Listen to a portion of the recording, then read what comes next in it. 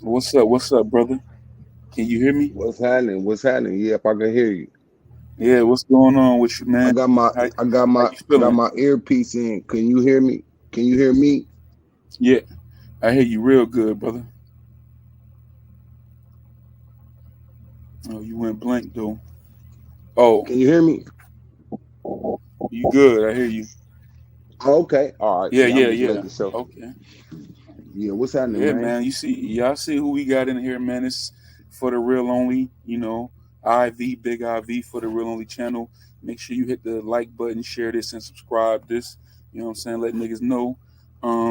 But y'all see what it is. This man don't need no introduction. We got a uh, icon, Bay Area, independent legend, actor, philanthropist, and everything Come else up on. in there, man. Yeah, JT the yeah. Bigga Figga. How you doing, brother? Look good, man. Man, I'm doing good, bro. I'm out here.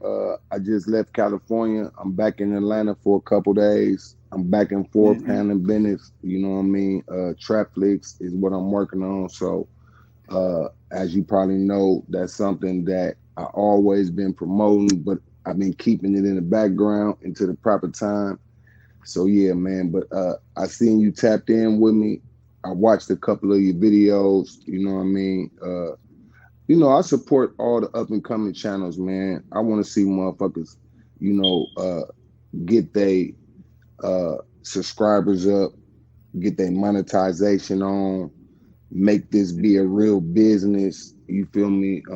I do know there's a lot of controversy that is beneficial to those who make videos about it. Um, but I do want to say we just got to be careful on the way we pursue that. You know what I mean? Because there's Hmm. people that is watching, but they get tuned off to the bullshit. You know what I mean? Like if it's bullshit, like it's just people is really tuning out to that because it's not really beneficial. It's like tuning into gossip that might not be actual facts. But things that are Hmm. actual facts are beneficial to those who talking about it. Like I don't knock nobody whether they for me or against me making their videos. If that's what they want to do, you know what I mean? I always be like, let them do their thing. You know what I mean? I seen the way that you was promoting your channel. I see that you wasn't really uh like biased, but you was just pointing out facts. The facts that you was pointing out was from your perspective as a viewer, as somebody watching. So that's why I said, when I seen you hit me, I was like, let bro go ahead and tap in and I'll come on his channel and we could talk about whatever you want. It's all good. Yeah, yeah. I appreciate you, brother. I appreciate you for that. But I just want to start off by expressing and letting you know that, I've been following you for a while now. I've been a fan of your music. Um, and I'm on the East Coast. It was oftentimes, it was hard to find the music like with you being independent and just me being young and not knowing how to like independent music wasn't as widely available as the commercial stuff, like when you go to the store or whatever. But my first time getting introduced to you, like my brother went to college, it's people from everywhere. And I actually got introduced to you at the same time I got introduced to Master P because I had just heard the song Bout It, Hot 97, New York. So my brother come home from college, he come home with CDs and stuff all the time. One of the things he came home with was the I'm About It movie, and he come home with this CD with Master P with a chick on top of him. Ghetto was trying to kill me, and that song, what's it called? Um, I see doing 100 miles and running, so now I'm gunning. You was on there. That player haters, yeah, that's what it was, player haters. Player So haters, yeah, that's player yeah, haters, yeah, yeah. yeah, yeah. That's the I first time. produced that. I produced that track. Yep, I produced that track. Yeah. Oh yeah, okay, yeah. So you always did all your own beats and everything else, right? Yes, sir. I always made beats, but as time went on, I also started to buy beats and spend money with other producers because making beats it take time. And if you're not gonna give it your full time, then you better off buying some beats that's already hot or to the vibe to the vibe that you're looking for. So um, I would say from 92 till about 1998, I did all the beats. From 1999 moving forward, I was like, shit, man, I ain't got time to make beats. Let me just buy some beats. Let me make compilations. Let me make soundtracks. Let me sign Mhm. other artists. Yeah. So, but coming up in the game, it was always what gave me a lot of extra value is that I am a producer. I know how to make the beats. So I was able to work with other artists, other, groups, record labels. I can make the beats and then I'll be part of their project as a producer.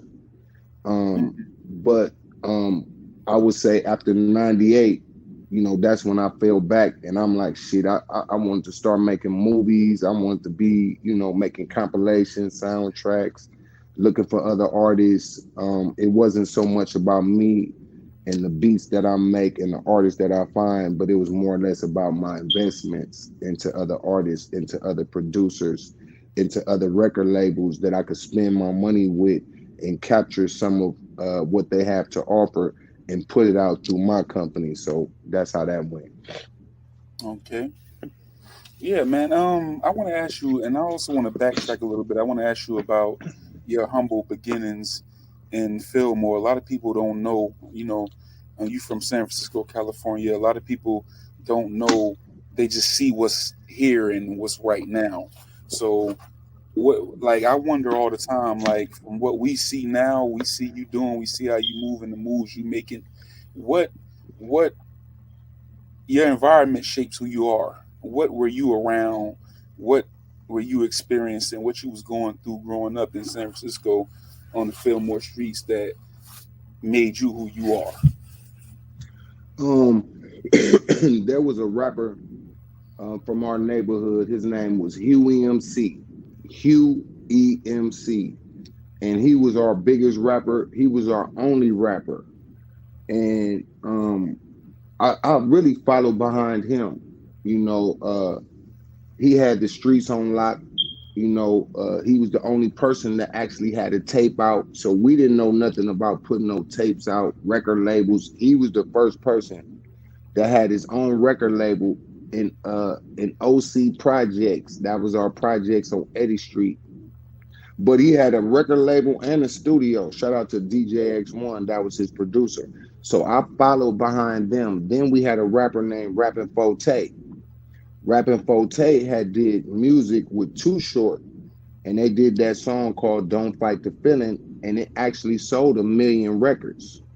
So Mm, these two artists um, is the people that I got to see before I ever pursued it. It was Helium C and Rappin' Forte. So I was the youngster coming behind them. I put my first tape out at 17 years old. Um, watching just people like Cool Nut is a rapper from San Francisco, RIP, he passed away.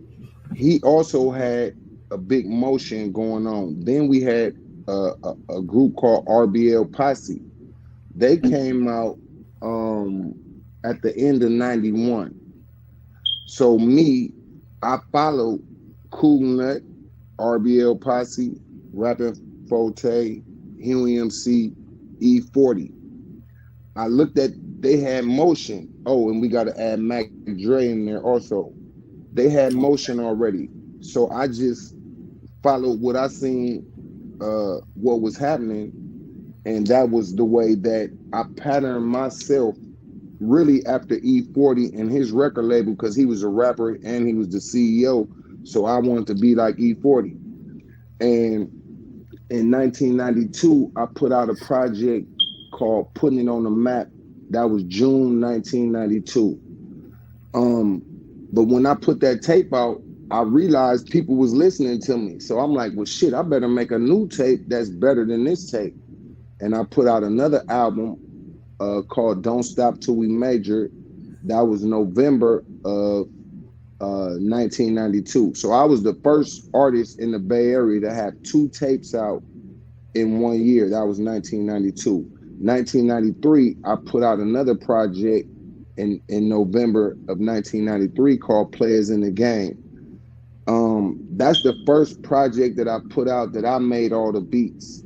I recorded it at my house. I mixed it down. Um, I was the engineer.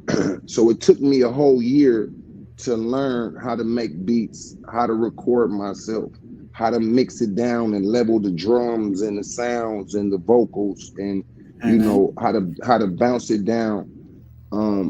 In 1994, I put out Demo the Youngster, Sep the Gaffler, GLP, Rich the Factor, um, San Quinn. So I was the first record label to put out that many albums in 1994. So that gave me a lot of advantage over all the Bay Area rap because nobody had a record label that had that many releases.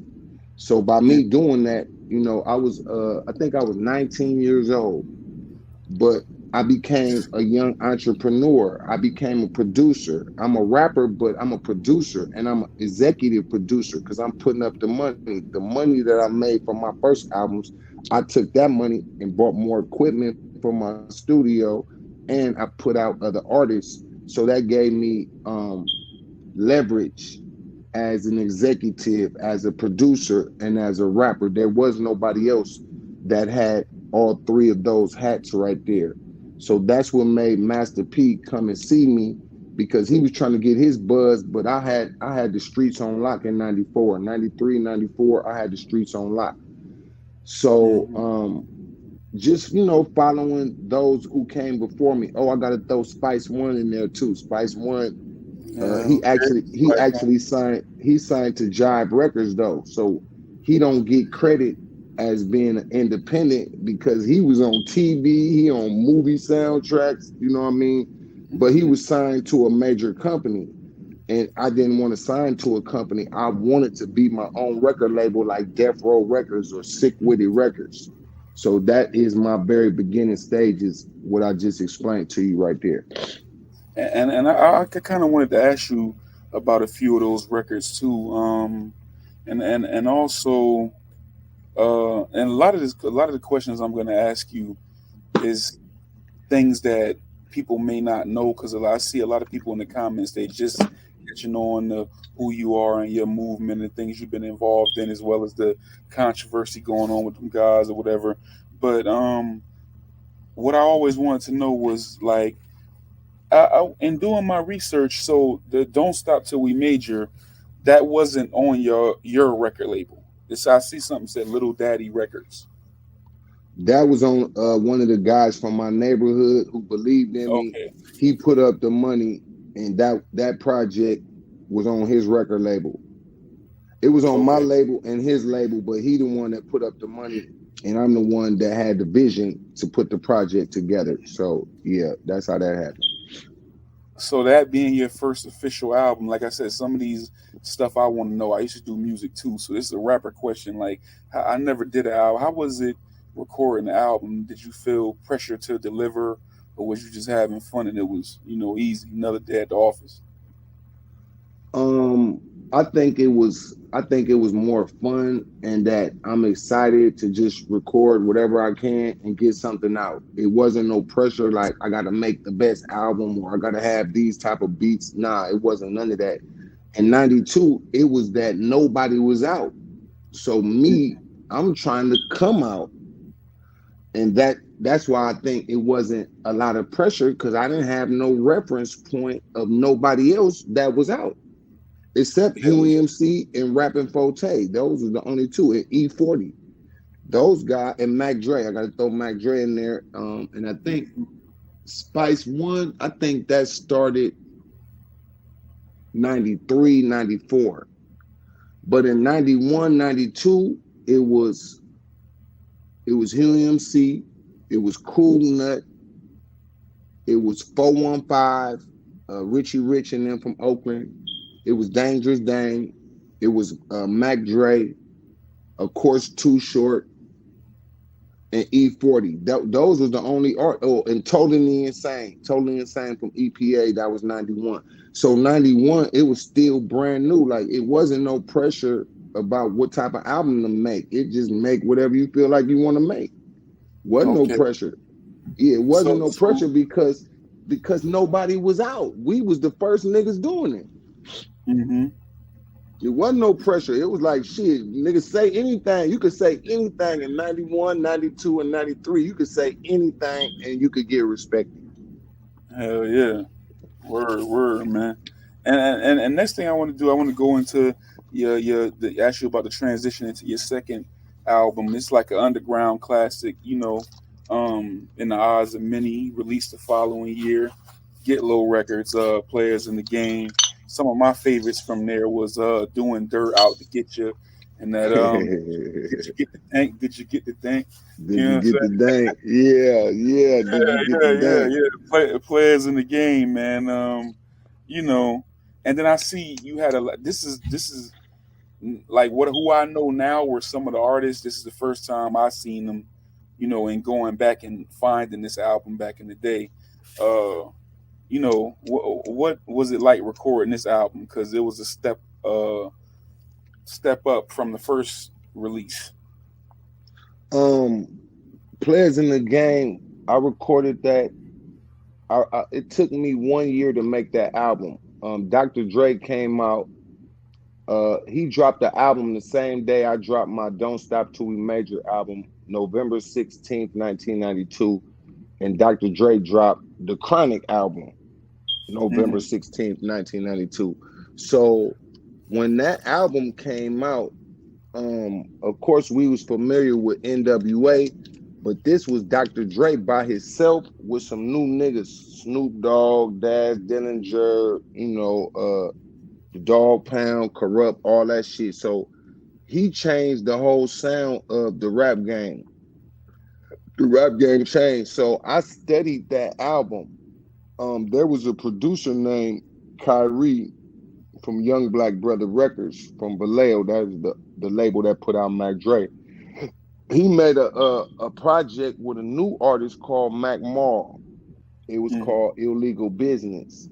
And the production level of that album was raised. It was raised to the top. It was like this is a top of the line fucking project. The production, the rapping, the concepts. But they followed Dr. Dre album, The Chronic. So I had The Chronic and Mac Mall album, Illegal Business, as two reference points. So I knew that I wasn't going to. Now, 93 is when I had pressure to make a better album. hmm So I had to step my production up. I bought more keyboards. I bought better mixers. I bought. Um, they had something called ADAT tapes. The ADAT tape was 8 tracks. It was a VHS. It looked like a VCR tape, and you hmm had to buy 3 of them so you could have 24 tracks. So, um, 93 is when I upgraded my production capabilities by buying these ADATs. I had a 16-track tape machine. I had a few rack mount keyboards. I had an SP 1200. I had a ASR 10 rack mount. That was a sampler. So this was, I didn't have that in 92. 92, it was straight SP 1200, nigga. That's it. You feel me? It wasn't no goddamn rack mounts. Uh, it wasn't no 24 track nothing because them capabilities was not available in 92. They didn't come out till 93. hmm So when those when those items came out, it gave me a chance to spend my money that I made in 92. I didn't buy cars and shit. I bought equipment so I could have a better chance to be a great producer, a great record label. So 93, the Players in the Game album, I literally took a whole year to make that album. So I looked at what type of songs that I could replay. Like Did You Get the Dank was Still Post. hmm That was a reggae record. but I replayed the beat and then just rapped on it. You know what I mean? So Okay. um my biggest song I ever made was called Game Recognized Game, but that's a remake of Dr. Dre and DOC. Um, um, it's funky enough. Funky enough. DOC had the funky enough, but they had a remix that had the bass line that went boom, boom, boom, boom, boom, boom, boom, Mm-hmm, boom, boom. mm-hmm, So when I mm-hmm. took that bass line and remade it for me and put Mac Marl on it, it became an instant classic for the Bay Area as a Bay Area anthem. So to this day, they play it at the Warriors So, games, the 49ers games, the Giants games. That is an anthem for our area. So um stood the test of looking at, time. That's how you know a classic stood the test of time. yes, they Yep. still play it to this day, man. And I released it in 93. So it's literally 30 years later, they're still fucking playing it, man. So that's Uh, a yeah, yeah, yeah. yeah. But so then there's a after players in the game. There's a kind of a deterioration between the relationship between you and Priority, right? No, actually, I didn't sign the priority to 95. So 94, I Oh, put out 6, 7 records that made me forced to have to deal with. In okay, okay, 94, when I okay. put out all my artists and all of that, like that's when they had to respect me as a record label. And let me know if I'm forgetting anybody. So you had San Quinn, Demo, Gamblers, Messy Marv, Seth the Gaffler. Is anybody else? Um, Uh, well, actually in 94, it was Demo the Youngster, Seth the Gaffler, San Quinn, GLP, all of us together, a guy from Kansas City named Rich the Factor. yeah, yeah, yeah. Rich Factor, Rich So I put out 5 projects in 94. And nobody wasn't doing that. There was no record label out at that time that was releasing Factor. actual albums. So I was the first, and I was only 19 years old. So So that gave those me, guys. Go ahead, finish. Go ahead. so those, so that is what made me an executive producer, that you had to respect me. And I made all the beats for everybody on my label. And I was the engineer. And I was the only nigga in my crew that had a driver license. So when it's time to drive and go do a show, I'm the fucking road manager. I'm the only nigga got a car. I'm the only nigga with a driver license. And I'm putting up all the money, because the money that I made in 92, I didn't waste the money. I was like, shit, I need to buy some equipment, because I don't want to go rent at another studio. And now they got all these new pieces of equipment that came out in 1993. So I was like, shit, if I buy this shit, I could fucking around and be like Dr. Dre. I want to be like Dr. Dre. Dr. Dre, his production with Ice Cube, well, I can't say Ice Cube, but NWA, he was worldwide respected as the producer. But when he did the Chronic album with new niggas, everybody on that album is somebody we never heard.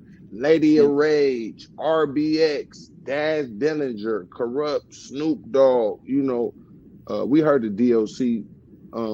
But for him to make that project in 94, I went through my neighborhood and found everybody that's a rapper and put them on an album called the GLP, Straight Out the Lab. And that was my Chronic album. You know what I mean? That was like something in the vein of what Dr. Dre just did. He introduced all these new rappers. So I introduced San Quinn, Demo, Seth, uh, Rob Blow, Ive Low, Bushy Mo, Black Nate, JD, Scat. And these are artists that the world would have never knew. They was just rappers from my hood. But I'm like, shit, let me put them niggas on my album. So niggas, cause these is dope rappers to us in our neighborhood. These niggas know how to rap. but nobody had a record label. Nobody had a studio. Nobody was checking for these niggas. So I'm like, I'm gonna put these guys on my project, and that's how I introduced. And it made me a factor. To this very day, nobody has done what I done 30 years ago. Nobody ain't even done that yet. Yeah, that was actually a question that I was going to ask you. Like, did you know those guys, or because you definitely have an ear for talent, or did you just discover them, or were they friends from the neighborhood? So you led right into that kind Back then you would put on a beat and we'll rap off of radio. Back then we had Panasonic radios. You had the dual cassette tape or you had the single cassette tape. And from there, you would play an instrumental beat, which from your radio, and then we'll all just be right there trying to bust our lyrics, just like I wouldn't say it was to be part of the industry. I would say it was for entertainment. It was for uh just guys fucking that knew how to rap. That nobody was taking their rap shit serious though. Like nobody from Fillmore was thinking about a record deal.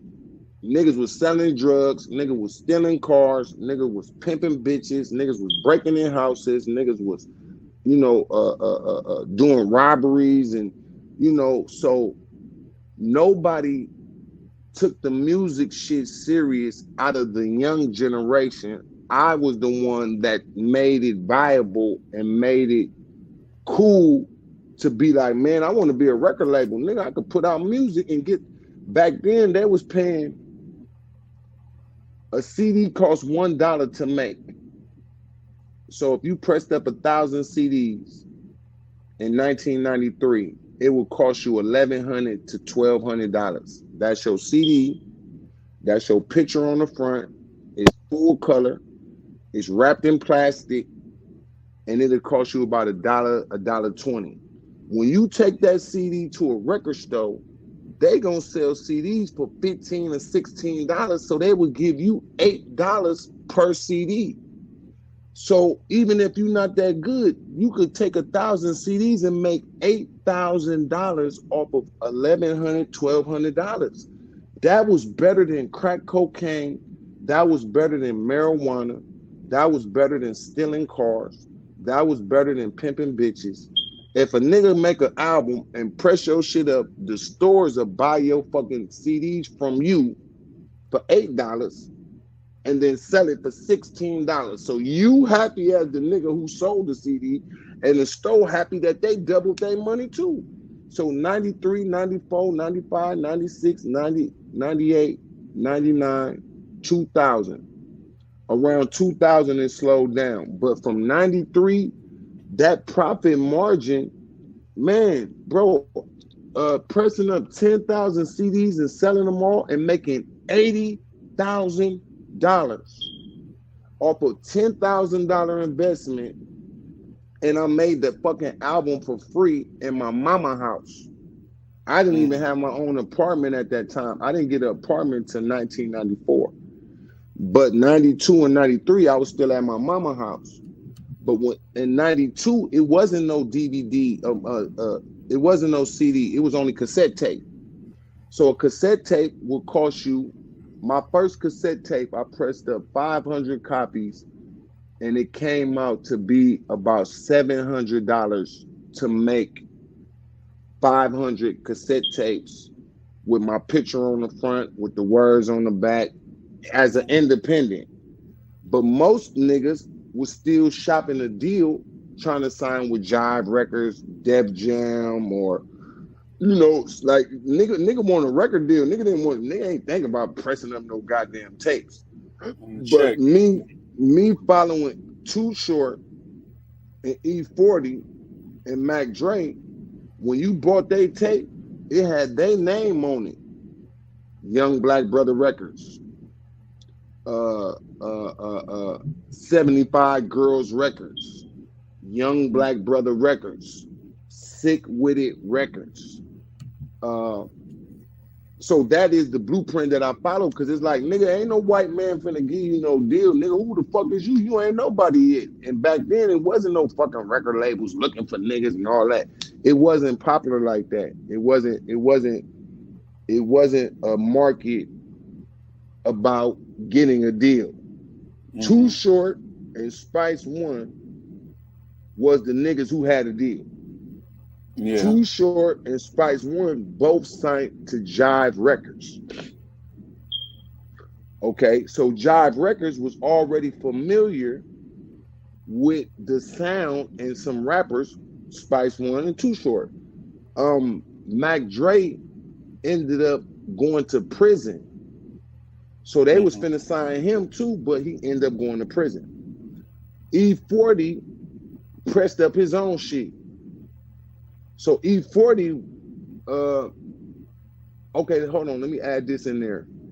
They had In a Minute Records. They signed Rappin' Forte, RBL Posse, and Totally Insane. But that's a white man. He had a record label in Oakland on MacArthur.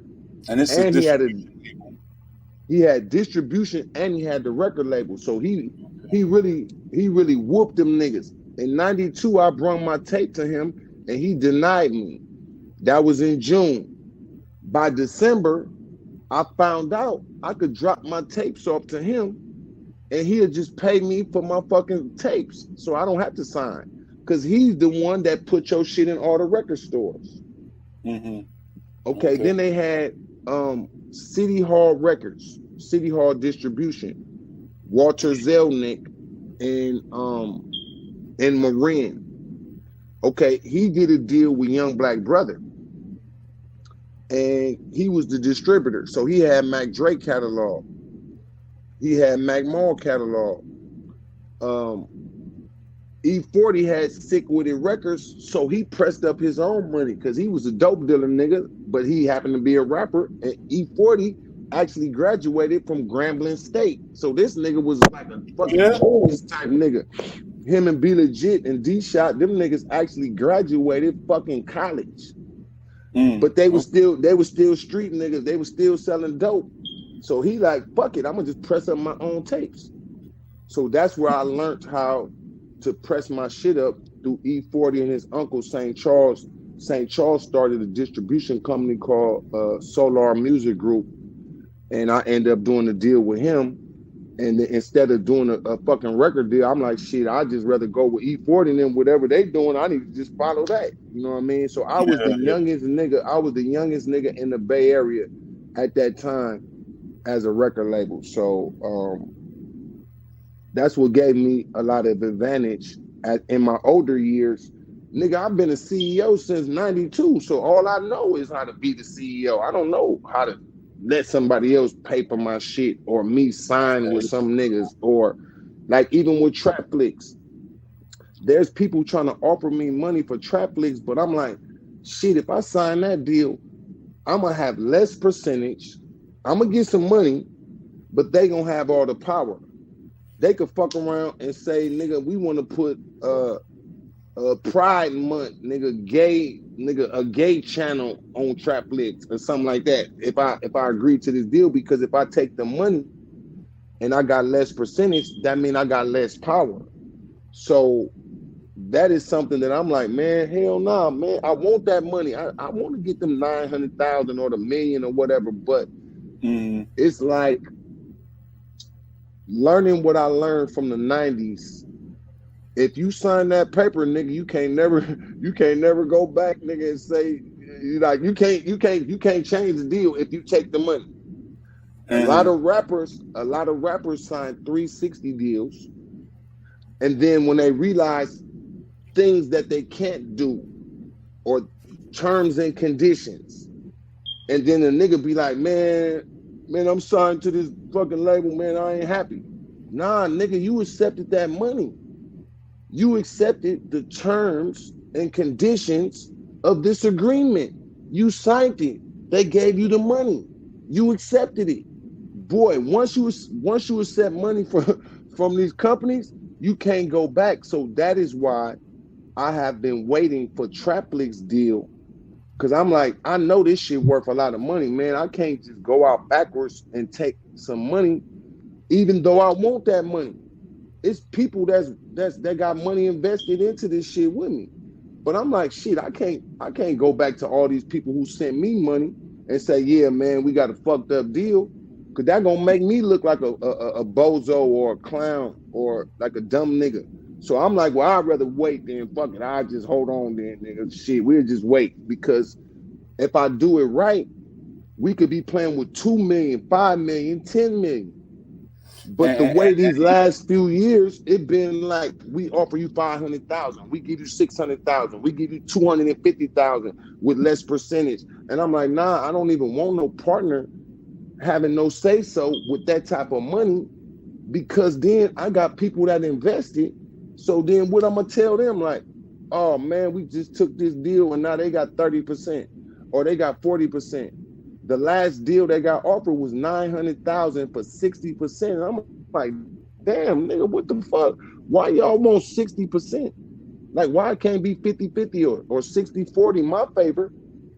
But they like, shit, we giving you 900,000. And I'm like, nah, let me just hold on. Just pause with that right now. Let me yeah, think about it. And let me just continue to work, because I can't let my people down that believe in me. They expecting me to make a JT the Bigga Figga boss move. They don't want me coming back talking about, oh man, I gave up 60%. So that means I gotta split this 40% with all these people. Hell nah. So mm, I just, that's yeah. an example of what I learned. Yeah, what I learned from Hey, the 90s. You better off just holding on and wait. Don't be, just because it's some money, nigga, you could spend 900,000 in a few weeks. You could spend 900,000 in 2 months. You bought a house, you bought a car, you bought this, you bought that. 900,000 and go boom, boom, boom, boom, boom, boom, boom, boom. Nigga, you down to 200,000 and you didn't gave up you didn't gave up 60% of the company, nigga. You can't do no crying, nigga. You accepted that money.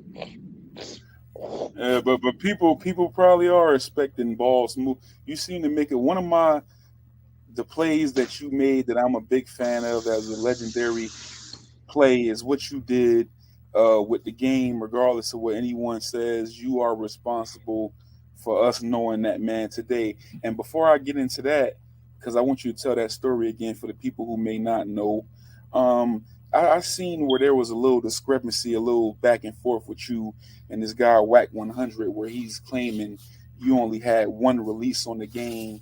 But for you guys out there, look at me that may not know. Like I said, I do my homework, and I know me being a hip hop fan, having a subscription to the magazine, seeing the ads and all this and that.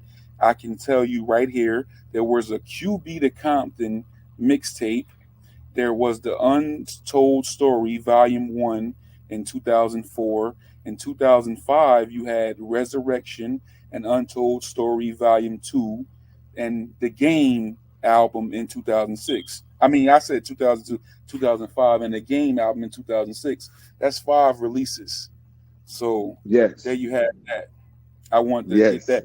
But tell us that story, man. Give us that story again, that legendary story. Yeah, you put that together. The Honorable Minister Louis Farrakhan um had an event called Savior's Day that he normally do in Chicago, but in 2002, it was the first time that he wanted to do it in LA. Mm, Um, Not only did he want to do it in LA, he wanted to have something that had to do with rappers, independent artists, labels, managers, filmmakers. He wanted to educate us and talk to us about not just giving your rights up so quick or signing these deals. Like, he was trying to promote to us, like, um, your talent is the black gold. You are the mm, gold that other companies come to buy and do deals with, and they make the money and they give you a little bit. So he was trying to tell us, why don't you hold on, build yourself up first? It's not wrong to do a deal with a big company, but just don't sign no deal and you didn't gave them all your rights, and then you be crying later because a lot of artists from the past signed record deal, even Marvin Gaye, all them dudes. they signed Mm-hmm. deals and didn't get they didn't get what they were supposed to get. So 2002, it was 400 rappers at this one location, and we was all. He was like, y'all network with each other. So out of all the people that I seen there, I seen Game rapping for the East Siders, Trey D and Goldilocks. He was just busting some bars for him, trying to promote himself. Yeah. Um, I seen him rapping, and I'm like, this nigga phenomenal. And then the East Siders, they walked off like, oh, you dope, whoop whoop whoop, and then they just walked off. But me, I'm like, shit, this nigga right here is somebody, man. I think he could be the next nigga for the West Coast. So I introduced myself. He was familiar with what I have done. He familiar with what I did for Daz Dillinger when Daz was stuck on death row, Mm-hmm. and I came and showed him some independent blueprints, and he got off death row. So he was familiar with me and Daz albums and the stuff that we had done. I brought him back to my neighborhood. We recorded about 40 songs. Okay. I made the first project, QB the Compton, and mixed him with Nas Escobar. Nas was beefing with Jay-Z at the time, so he was very hot. So these Mm-hmm. songs never been out before. So I put those songs with Gang to give him a chance for people to look at him while they looking at Nas, they could look at Gang. Long story short, he ended up getting a deal with Dr. Dre and cut me out. But I still owned all the songs that I had. So in 2002, I released the shit. 2003, I still was pushing it. 2004, no, 2003, he signed with Dr. Dre. In 2004, he signed with Dr. Dre and 50 Cent. In Mm-hmm. January 2005, they put out the documentary album. So I ended up doing a deal with Koch Entertainment to put out his first album, The Untold Story, and that came out in 2004. So by me having all these songs, I was able to do my own deals without having to ask his permission because he already signed the contract with me for the old songs. So that means he was free to go with Dr. Dre, 50 Cent. I didn't have no claim to that. I never asked for nothing. But we should have worked together. But he was like, nigga, I'm a star now. Nigga, I'm with Dr. Dre. I'm with 50 Cent. I'm with Eminem. I'm with Interscope. I'm with Aftermath. You ain't nothing, nigga. But I'm like, nigga, I'm the one that got you buzzing. You got your deal off the songs that I put out. So I Mm-hmm. just said, fuck it. I'm not gonna complain. I'm not gonna cry. I'm not making no diss songs. I'm not gonna make no diss interviews. I'm like, nigga, well, I'm just gonna get paid off what I invested in. And that was the shit that um Whack Five 100 was releases. yeah, Whack 100 was trying to diss me like, oh, that nigga sold the shit for too cheap. But I'm like, nigga, my investment was $12,000. Koch gave me $250,000. I tried to sell it to Dr. Dre. I tried to sell it to 50 Cent. They both was like, nigga, just do your thing. I tried to sell it back to Game. He like, nigga, I'll give you 75,000 for it. I'm like, nigga, I ain't taking no 75,000. Nigga, you gonna give me 250. So when he didn't give it to me, I just went to the white man and they did the deal.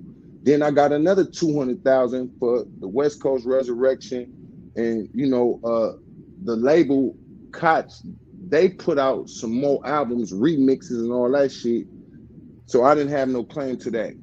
But just discovering him and getting him in position to win, I didn't become famous for that, but I became infamous for that because the underground market, they like, shit, Game first album say JT the Bigga Figga presents, and I'm on the cover with him. Yeah. So yeah, nah, that's classic though. I got an ear for talent.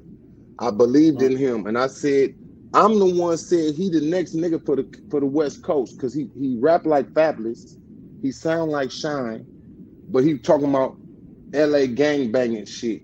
So that was the combination of shit that made him unique.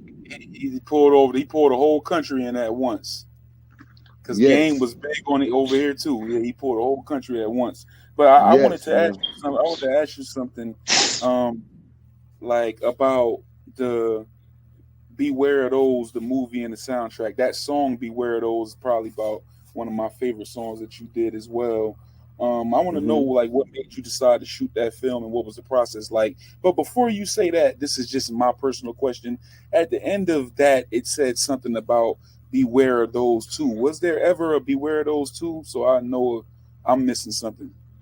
No, no, It never. no. Beware those two never came out. I wanted to, Okay. but I didn't. It never came out.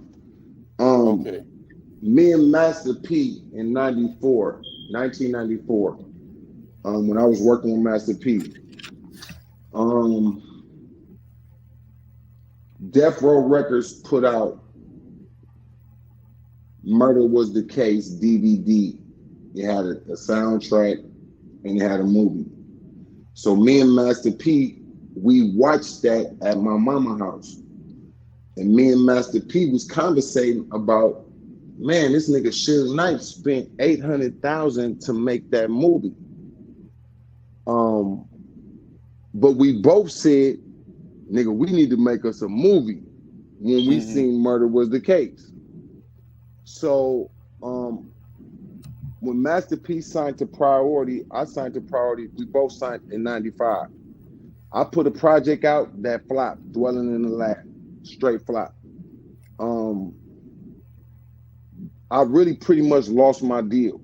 But Master P, he made the gangster music that they wanted. They wanted me to talk about Mo killing and robbing and all of that. And I was just like, damn, these is white people asking me to talk about murder and mayhem, but let me talk about what I want on my album. Like, how the fuck y'all gonna tell me what to talk about? So I didn't Right. agree and listen to him. But Master P, he like, pass me them things, let's get them. Murder, murder, murder, kill, kill, kill. And they blew his ass up. And he used my blueprint. But that's okay. You know, the beware of those, when I seen Master P do I'm About It, when he was working on it, I started working on Beware Those. That's 1998. I released it January 1999. So that's the first movie that I ever made. And that shit put me on the map. Shit, it gave me a lot of elbow room. You know, when I met Snoop Dogg, one of the things that nigga said was, nigga, they had your movies down here bootlegging, nigga, down here in Long Beach. Nigga, we got your movie, Beware of Those. So wherever bootlegs was at, I was there. Yep, I was there. Because creating that film, I spent probably 20 some $1,000 on that film. I never got a big deal or nothing. I just printed up copies to sell to get the money. So that's how I did Beware of Those and did the soundtrack and put it through the distributor. Okay, bet. And lastly, I want to get into a little bit into Africa, but I have a few more quick questions to ask. So you just so Get Low Records, did have you dissolved that? That's been dissolved or whatever. Um, yeah, I guess you could say it's dissolved because I don't have a registered company called Get Low Records, but that's still my brand, that's still my name, that's still my logo. Uh, all my first albums is up under that label name. So yeah, but as far as making new albums under Get Low, no. Okay. All right. And this is uh just a quick detour, and this is something personal I want to ask you because I heard you speak on this, and it's something I never knew. But yeah, I want to talk about like November 18th, 1978, in Port Kaituma in Guyana. And there was a tragedy occurred there where 918 people lost their lives, many from the San Francisco, Bay Area and things of that nature. It was a cult leader and a preacher by the name of Jim Jones. I didn't know. It was the first time I heard. I don't know if you'd said it or not, that you had relatives that you lost in that situation over there, and that was Yeah. very unfortunate to hear. And I'm just getting the full story of that within the past couple years, and yeah, that's very unfortunate to hear. And I want to ask you, because I know you had to be pretty young at the time. Is there anything whatsoever, like, were these just people who you knew you were related to, or can you remember some sort of relationship or interactions with them and seeing them, and how did that feel finding out? In '78, I was only 5 years old, so Mm, I don't have a memory of that time period. But my grandmother had two sons, my father and my uncle Mark. My uncle Mark had married a woman and they had a baby, my cousin. Um, Jim Jones had a church on Fillmore Street where he was doing a lot of community work, earning the respect and the love of the people of Fillmore. The 900 some people, they was all from Fillmore. They wasn't from nowhere else. They wasn't from Oakland. They wasn't from Hunters Point. They wasn't from Lakeview. The 900 people was from one neighborhood, Fillmore. Um, he presented himself like he was a prophet. He presented himself like he was under God. Um, he was feeding people. He was helping the drug addicts. He looked mm-hmm, like he was somebody that, it looked like like he's somebody good. Even though he white, but he was focused on black people. He came up with something about leaving the Fillmore and going to Guyana. He bought some land out there. Whatever, I don't know the details exactly of how he bought the land or got the land. He started building these huts and these houses for people to mm-hmm, come. So he got people from Fillmore to either give him their houses or sign over their houses or whatnot, um, and then go to Guyana, to the promised land. We're gonna be away from drugs, we're away from killing, we're away from everything bad. We got our own land, it's gonna be us. So come to find out that all the houses that he was able to get the deed to, I don't know exactly what, but they tore all those houses down. The government was involved with him in some kind of way because his body never been found. When mm, people was ready to go back to America and come back to Fillmore, he like, nah, nigga, y'all can't go nowhere. So if you watch the documentary or see some of the stuff, you could see that they sent the senator out there to go talk to him. He ended up killing the senator and his staff. And then I guess when the army was on their way to come arrest him, he made everybody drink this Kool-Aid that had cyanide in it, mm-hmm. and basically killed 900 some people. That was all my people. So my auntie joined his church, and my uncle told her don't go, but she was like, I'm going to the promised land, and took her daughter, which was my cousin, and went over there, and they ended up drinking that shit. They was over there some months. I don't know how many months exactly, but yeah, they actually, man, that I would imagine that's 900 pretty hard people for the people died. to get. Yeah. 900 people died, bro, from one neighborhood, and all the houses that they owned was tore down, and then they made this street called Gary Street. Gary Street is in Fillmore. It's a long street, but these houses was stopping this major street. Like they wanted to open up this street called Gary Street. Mm-hmm. So these houses was blocking this major street. So the government benefited, San Francisco benefited from all these deaths. So yeah, that actually really happened, and my family really did. I really lost family in that. It's a lot of my people. Wow. My other homeboys, they mama went, their granddaddy went, niggas grandmamas went, That's and they what I was never going to ask came you. back. Yeah, nah. A lot of my people. I mean, almost everybody from Fillmore. If you born and raised there, you lost somebody at that fucking Jim Jones shit. You got somebody Yeah, that went over there. and that's what I was about to say. Like, I would imagine it still affects the people deeply that tragedy happening, because I see the same thing with the people in Atlanta, whereas the children were coming up missing in 1981, just a few years later. Well, immediately it was between 79 and 81, so it was the next year after the Jim Jones massacre where we had the Atlanta child murders, and people are still affected by that today and everything. So I can only imagine, man. But yeah, right before I get into Africa, I want to focus more on your life after you survived this 2007